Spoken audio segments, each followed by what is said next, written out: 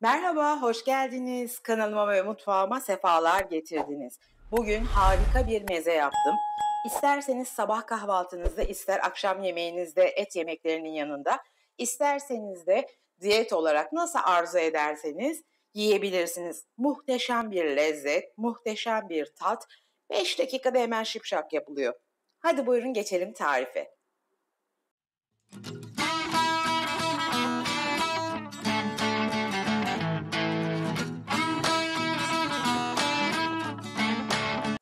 Şimdi hemen bir adet orta boy kuru soğanımı ve 3 diş sarımsağımı ayıkladım güzelce. Soğanlarımı piyazlık olarak doğruyorum. Yapılışı çok kolay, hemen şipşak. Doğradığım soğanlarımı da fırına dayanıklı bir borcamın içine atıyorum. Fırınımı bu arada 180 dereceye açtım. Sarımsaklarımın üzerine vurup hemen iri olarak doğruyorum. Sarımsakları da soğanlarımın yanına yolluyorum. 2 adet yeşil köy biberim, 1 adet de iri bir kapya biberim vardı. Bunları da iri iri doğruyorum. Hepsi iri doğranacak arkadaşlar. Hiç kendinizi yormanıza gerek yok. Birkaç parçaya bölüyorum. Şöyle iriliklerini göstermek istiyorum size. Evde olan malzemelerle ucuz, ekonomik ama çok lezzetli ve sağlıklı bir meze salata olacak. Ben çok sık yapıyorum bunu. Acil bir misafirim geldiğinde ya da kendimize hem kahvaltıya yapıyorum hem de akşam yemeklerine. Bugün 5 çayına arkadaşlarım gelecek. Onlara yapacağım. Kırmızı biberlerimi de hemen borcamıma yolluyorum. En sonda kabuğunu doğradığım 2 adet domatesim var. Onları da 4'e bölerek iri iri karışımıma ilave ediyorum. Şimdi bütün sebzelerimi borcamıma aldım. Hemen 1 çay kaşığı kekik. Kekik çok yakışıyor çünkü. 1 çay kaşığı da kırmızı toz biber. Füme olarak kullanıyorum ben. Biraz karabiber çekiyorum. Varsa mutlaka çekme karabiber kullanın. Çünkü daha keskin bir tadı ve kokusu oluyor. Yoksa çay kaşığının ucuyla toz karabiber de koyabilirsiniz. Hemen göz kararı 2-3 yemek kaşığı da zeytinyağımı koyuyorum. Hiç su koymuyorum. Şöyle güzelce bütün sebzelerimi karıştırıyorum. Dediğim gibi fırınım 180 derecede, fanlı olarak alt üst ayarda ısındı. Şimdi karıştırıyorum ve fırınımın en alt rafından bir üstüne, üzeri yanmadan alttan ısıyla güzelce hemen bir 15-20 dakika kadar yumuşayıp biraz kızarıncaya kadar fırına girecek. Girsin çıksın görüşelim. Evet, sebzelerim 180 derece fanlı fırında 15 dakikada çok güzel yumuşadı ve pişti. Yakmıyoruz, yakmadan yumuşatıyoruz. Şimdi biraz ılısın, hemen servis şeklinde görelim. Servis tabağımıza hemen 3-4 yemek kaşığı kadar süzme yoğurdumuzu alıyoruz.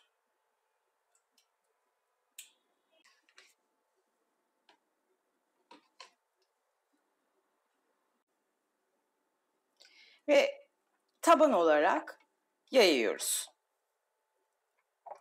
Normal yoğurtla da yapabilirsiniz. Zaman zaman sizden yorumlar geliyor. Ama bu tarz mezelerle eğer ki süzme yoğurt kullanırsanız çok daha iyi verim ve lezzet alırsınız. Çünkü diğer yoğurt sulu olabilir. Ama evinizde süzme yoğurdunuz yok, normal yoğurdunuz var. Herhangi bir tülbentle bir kasenin içerisine yoğurdunuzu süzüp, suyunu çıkartıp, onu da süzme yoğurt haline getirebilirsiniz çok kolaylıkla. Çıkan suyu da atmayıp içerseniz nefis bir peynir altı suyu proteinli ya da hamur işlerinize koyabilirsiniz. Değerlendirirsiniz. Evet, yoğurdumuzu güzel kaşığımızla şöyle birazcık yayıp tabanımızı yaptık. Ama bu arada da mutlaka ve mutlaka sebzemizi biraz ılıtmamız gerekiyor. Hemen sebzemizi de yoğurdumuzun üzerine koyuyoruz. Bakar mısınız? Çok leziz. Mutfakta olup bu kokuyu duymalısınız. Hemen yapın, siz de bu kokuyu duyun. Lezzetin garantisi işte bu koku. Evde olan malzemeyle ucuz, pratik, kolay, herkesin yapabileceği bir meze.